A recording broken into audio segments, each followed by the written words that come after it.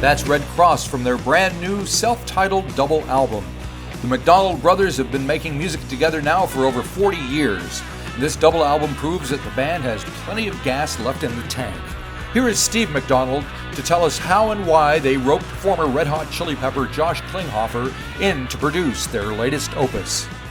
Yeah, no, Josh, I've known for about 20 years now. We both played together in Beck's band on the Sea Change tour back in 2004. I think we did Europe and America together, and Right. and then that just kind of started this close relationship with him. And him and I have stayed in touch through all these years, and so basically there was some practical reasons too, like Dale Crover, who's been playing drums for Redd Kross for a long time, had to have like a spinal surgery at the end of last year. And I had sort of been like scoping Josh out as well as a potential person to work with on the record. And just it was just one of those magical things where schedules permitted and the interest was there for everybody. So that's how that happened. Right. And you got like 18 songs on this thing. Was it all? How did that happen? Yeah, right. So it's a double record. It's our first ever double record. And it's just really kind of a testament to how well things went. I mean, I think that we went in thinking we were going to do like a strong 12-song record or whatever, record 14, a couple of B-sides, whatever. And then but Jeff and I had written more like 18 songs, and but things had gone well, and then at some point we had the opportunity where we suddenly our deadline was not as soon as we thought, and Jeff and I were still competing with like our peers that put out double records in the 80s, Right. and we're like, fuck, let's do ours in arcade, here we go, or what have you. So that's how that happened. I just felt like the material's strong enough, and and it's a short double record. It's more like, although the record cover looks like the White Album or the Red Album, but Right. I think in classic rock terms, it's probably more of our Exhale on Main Street. Okay. Oh, well, all right. That's a good one. Yeah, and that's one of the finer double albums to ever come around. So you can't. I mean, just as in terms of like, it might be reaching with that comparison, but those were our goals. All right. Very good. So, and I think I read somewhere where the songwriting you had more going than your brother at the time, and you kind of had to push him along. Is that true? Yeah, well, the way it kind of ended up breaking down, but the final analysis is that I have 5 sole writing credits. He has 3 sole writing credits, and then we did 10 of them, like just face to face acoustic guitars on the McCartney style. And I've been on the road a lot with Melvins, and I just felt really inspired to try to like work on my songcraft more, because I've always kind of been more of like the little brother supporting Jeff with his songs. And whatever, at this late stage, I was like, you know what? Why am I so freaked out about lyrics? I might as well just say something and not, not be so worried. Right. And so those kinds of things happen. Although Jeff wrote more lyrics on the record, I kind of wrote a little bit more music is kind of how it worked out. But at any rate, yeah. And so, yeah, I had been writing, I kept sending him stuff, and I'd kind of get this like, yeah, cool from him. But I think at some point he finally started showing up to my house because he thought, well, if I don't show up, Steven's just going to write this whole record. Right, yeah. And then also the other thing I like to talk about is that we all got to see the Beatles writing process in such great detail with Get Back, and speaking of New Zealand, and I don't know if you guys technically got to see it first, right?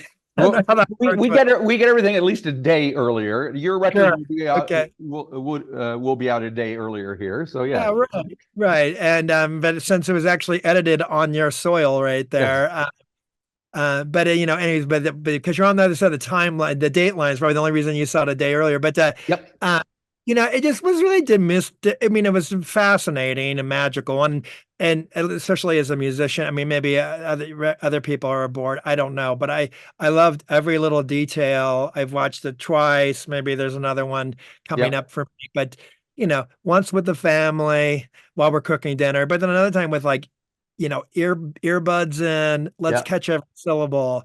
And it just was so, I mean, I know a lot of things have been spoken about how, it was a great retelling of that era and that it wasn't all doom and gloom and that they were friends first in many Yeah. ways.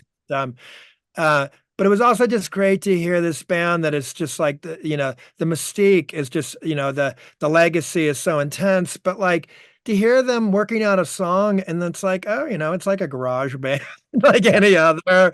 Yep. And they have their scrappy moments and they're still working it out. And as they're playing, All Things Must Pass, they're kind of like John and Paul are a little half-hearted Yeah. about it. And where George is like, this is my soul, like, Yeah. Yeah. Yeah.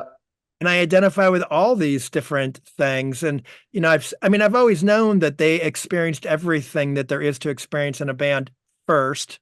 Um, but it really expanded on that concept. And you got to see in such detail how they experienced it in the foundational creative process. And it's so relatable. Yeah. And, so it's just really exciting when I had some downtime to just get in a room with my brother and this very room that I'm in now. And it's set up with like instruments, but also like the internet. And we would just spend a lot of time, most of the time, just kind of like talking about music or playing, guitar books and playing old Cat Stevens songs or everything that we learned how to play our chords on. And then in the last 20 minutes, we would like, oh, okay, I had this idea. What do you think? And then, and, and in a non-forced, non-pressury way, it was a real treat. And things just kind of flowed. And I feel like, and yeah, I think the Get Back experience was in many ways, we weren't trying to, rip off a bunch of Beatles tunes, but like we were just inspired by their process and their bond, their unique chemistry, Yeah. and because they are like siblings in many ways, and so like it was neat for us to see like, oh, that we have our own version. Right. Now, speaking of siblings, you're from Hawthorne, California, which is where the Beach Boys are from. And there's a film out. Have you seen the new doco on the Beach Boys? I have not. I mean, there's always, if you go down a YouTube rabbit hole, there's always some new doc. Some songs are Yeah. not, Yeah. usually they don't have the rights to music or whatever, but I haven't seen the most new authorized, I suppose. Yeah, You're it is. Yeah. And it's kind of Mike Love trying to clean up his act and make like he's the John Lennon to Brian's Paul or something. Which is okay.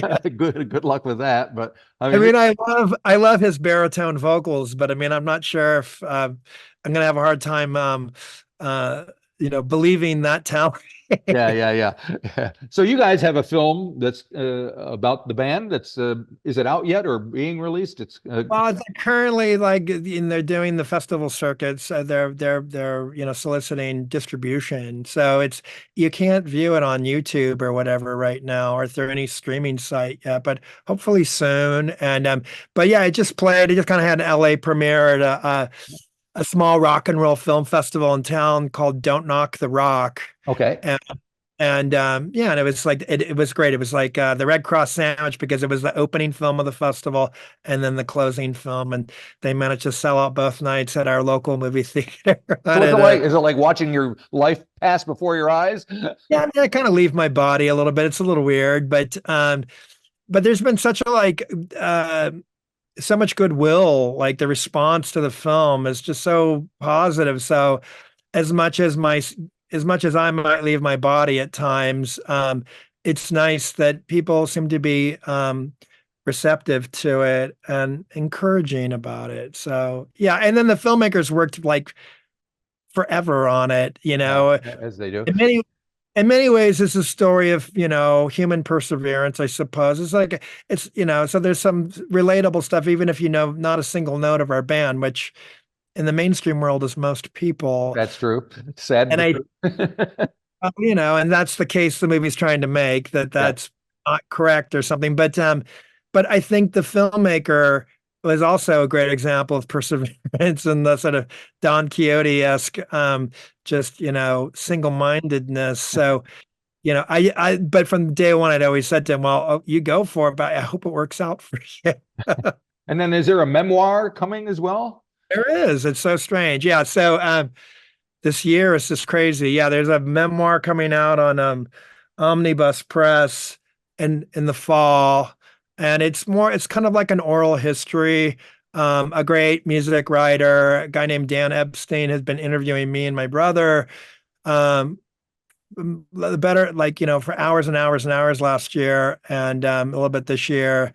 And he cobbled it together into like sort of like an oral history book, like Please Kill Me or something, but it's just our story. Right. And then Dan would kind of contextualize each chapter with because he's a bit of like a historian. He's actually into sports too, which I know nothing about, but he's written books about baseball and rock and roll. All right, And that's so, good enough for me. yeah, fair enough. And a lot of my friends too. So he kind of contextualizes each chapter with like maybe what's going on, like almost like like a sociologist or something. And then it's just, and then it's me and my brother just kind of telling our own story. And a lot of times it contradicts, Right.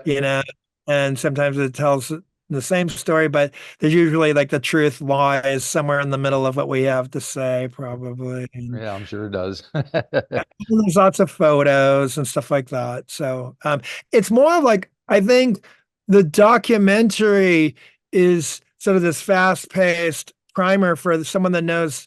I think it's for fans alike, but I think the filmmaker, his mission was to sort of try to turn the uninitiated onto Redd Kross, and something that would be compelling even if you didn't know our music. And so there's lots of like bits that people might feel like, but what happened to this part of their story or that part? Yeah. And so then I say, well, it's in the book. Right. There you go. That one feeds the other. The one question I got to ask you about the past, and we'll get to the new record, is at 11 years old, you were 11 years old when you and the band were opening for Black Flag. Is that true? What were you thinking? What went through your 11-year-old mind when you saw that? Yeah, well, I mean, I've always been a music obsessive, Right. and I have my older brother to Yeah. thank for a lot of my early initiations, and we were just really driven, self-starting, driven kids, and I went to my first rock concert at 8 years old, and I kind of like got the bug then. Who was it? Who did you see? I saw Kiss on their first Alive tour. And so when they were still very much a band for teenagers, and Right, before, right, yeah. and and they were doing that first Alive album, which Kiss, for all their like ridiculous foibles, I will always defend that record. I think it's a great moment in rock, and I got to see them do that live. And when I see the footage of that concert, like not the specific one I saw, but that tour, it's still like, fuck, man, it really set a bar for the arena rock thing. Yeah. And and that just kind of like it really took the obsession and put it into overdrive. And then Jeff and I started going into nightclubs when I was like 11, and there were all ages clubs, like 15 miles away. But like, if we were persistent enough, we could talk our parents into like letting us go to the early show at the Whiskey A Go-Go. Right. Right. Which that practice still existed in the late 70s, Yeah. early in shows, regardless of how the tickets sold. And so we started going to the Whiskey when we could beg our parents, when they would, relent and take us, or rather drop us off and then wait in the parking lot. Oh my God. Yeah. Good on them. We saw the Runaways at the Whiskey. We saw X and the Avengers, and that just really kind of like put it into like, from like worshiping wizards from the back of a rock arena to like, oh my God, this is doable, Right. know? Yeah. And we started learning how to play Ramones songs and Runaway songs. And so, just a stone's, and then so the next step was to write our own set of material. And put together our own garage rock band, and we just happened to have the dumb luck of Black Flag starting around the same time, only about 3 miles down the road.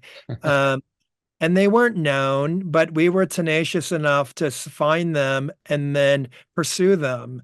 And they kind of like let us into their inner circle, almost like on a lark. And we pursued it. And that's how that happened. Very cool. Very cool. All right. Now we'll talk about the new record. I could go on forever about the stuff in the 70s, but I'm old. Speaking of Kiss, I think Kiss gets a mention on the record in an Emmanuel Insane song. Right, along with boots of Spanish leather, and like it sounds like there's a sitar in there. What's going on there? Who's more than that, not your latest flame. Diving bombs on chorus ride, Emmanuel Insane. Boots of Spanish leather, she is a rebel kind. She took the leader of Kiss because he was not found.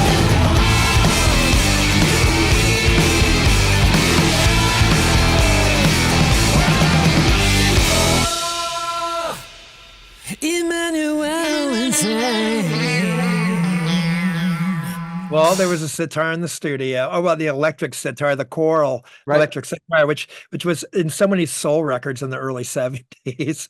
And we actually used one on Neurotica and a little bit of one of the tunes. But we were just like, we got to find a place for that thing. And that was one of the very last songs recorded on the record. And so we found a spot for it. The callbacks on that song we thought of those breaks as Emmanuel Insane. It was sort of like our version of Tobacco Road or something.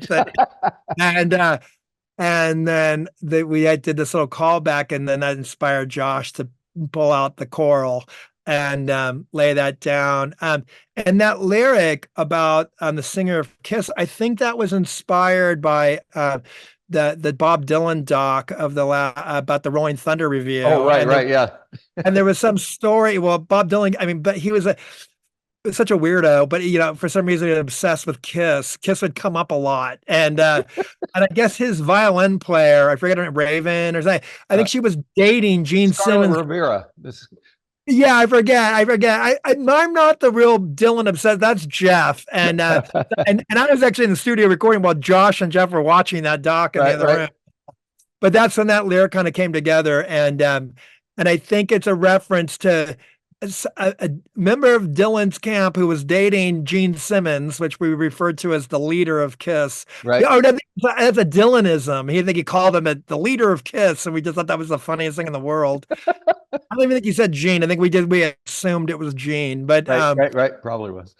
So that's where that bizarre reference came from, and you always got to throw Kiss into the mix somehow. Absolutely. And the album starts out with Candy-Colored Catastrophe, which there's a video for, and that's also about somebody, I'm assuming, specific. In your mind, no one knows at all. Who decides if it's candy-colored catastrophe, abandoned by your genius, it's so easy to see. Candy-colored catastrophe, you paint your masterpiece upon your face. Yeah, I mean, I guess I should. It's Jeff's lyrics, so I shouldn't really that's for him to leave mysterious. But I think the other thing, though, I think that Jeff was also kind of like, I really like the question that it asked, because I mean, on one level, we might be poking fun at someone's fine arts career that we equally love this person and or like to make fun of in the same at the same time. But I think that something I really like about the song is there's a lyric where it's like, who says if it's art at all, and who decides if it's art at all. And so even if we are having fun on some level, it asks that important question. And I love that about it, because I think that applies to anybody that does anything artistic. Sometimes it's so hard to just get creative, because you might feel like, who am I to do that? Who am I to expect someone to listen or read or whatever? And then it's like, well, why not you? Who decides? And so, that's another part of that lyric that I personally identify with. Now, I do like the bass line on "Good Times Propaganda Band." It's very mid-period Beatles sound to it. Is that what you're after there?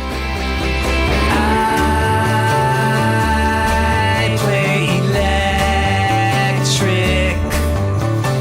I must be connected. What can I say? If it burns your ears, just go away, 'cause I play electric. Well, it was definitely one of the tunes that came up in the riff lab here that we're in.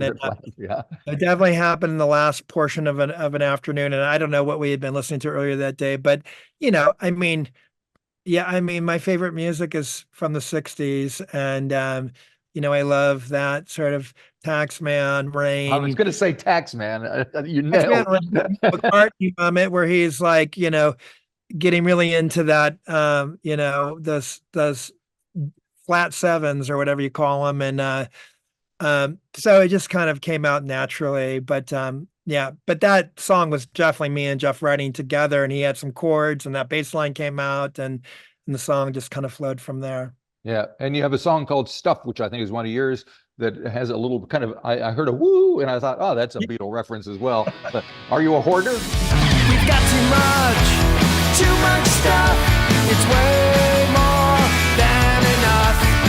It's piling up all around. I can't even sit down. I don't want all of the stuff. I'm not organized enough. It's making me ill. I need some other thrill. Wow. Yeah, I mean, my wife doesn't like that song because it makes it sound like, that we are mentally ill. Well, we have a newspaper here that's called Stuff. That's how creative they are here. Yeah. So It's just a lyric that kind of came out in one piece. And, I mean, I'm just trying to have a light attitude about the process of maintaining your obsessions. I mean, I'm grateful to have that problem. It's definitely a luxury problem. Yeah. But I don't know that I'm always so good at being as organized as one might need to keep up with their obsessions. And then I tried to bring in the bridge section, bring in a little bit of socio-political bit about, I guess that's my comment on, consumer capitalism, which I'm definitely not putting my wife down for loving to collect stuff because I get a hit off it too. And theoretically, I guess it's one of the safer ways to organize people. I don't know, but I don't know if it's bad for the planet, who knows? But I'm asking those questions and I'm trying to do it all with fun and love, so. it looks like you have space in your house. There are some hoarders who have just no walking room at all. No, it's more like, if you ever seen the TV show Friends, it's more like we've got Monica's closet. Monica's closet, all right. And it's preceded by a song, I think it's Jeff's song, "Terrible Band." And it sounds like it's kind of referring to some kind of cult leader, maybe Charles Manson. I don't know if that's. Do you guys talk about what each other's songs are about?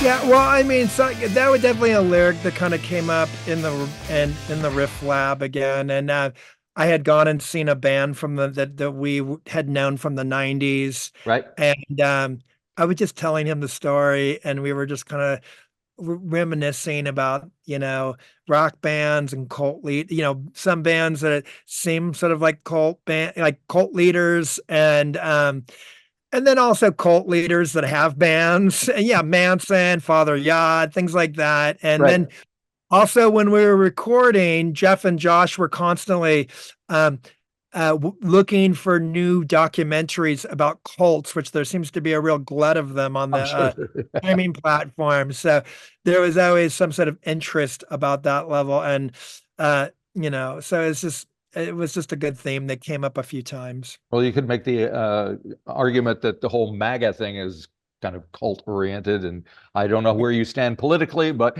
from outside looking in, it looks kind of like that, and it's kind of scary. Yeah.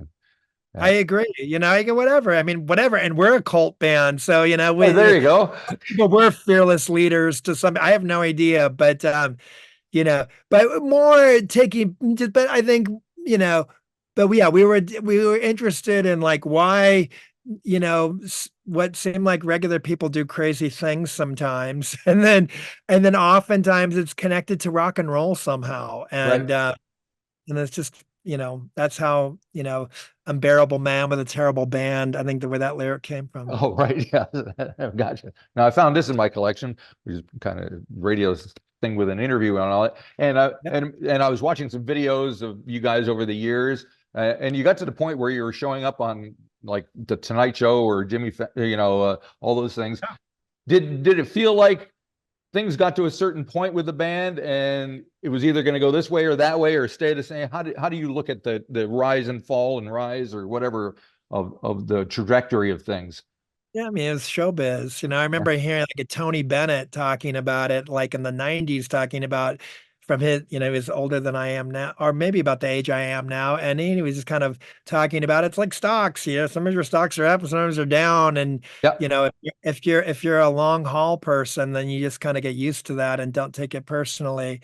There's so much there's so much that's out of your hands that you kind of just, all you can do is just do your best and see how your timing is. And yeah, it's sometimes hope and expectation can be, cruel mistress, and Right. And you might find yourself letting down your cynicism and like crossing your fingers because you think something's really good and hoping it takes you to the next level, and you might get disappointed. And so maybe some of those moments happen, especially around the time that you're talking about when we were like on these national television shows. But we did gain a lot of new audience, but it just never like, the expectation during that time is that you would sell millions of records if something would take off. And we never really kind of like, our number never came up that way. But, no one's number, I mean, most people's numbers don't come up, so it's ridiculous to hope for it. But, but I think that it's like, it's weird. Like maybe it's because I grew up in Los Angeles. I'm like, a hopeful in perpetuity. Like I'm always going to be like sort of striving. Right. I live Hollywood sign. It's just crazy. If you enjoyed this episode of the 13th Floor's Music Talk series, please be sure to subscribe to the website or to the YouTube channel. Follow us on Facebook or Instagram and wherever you find your podcasts. There's a whole lot more to discover.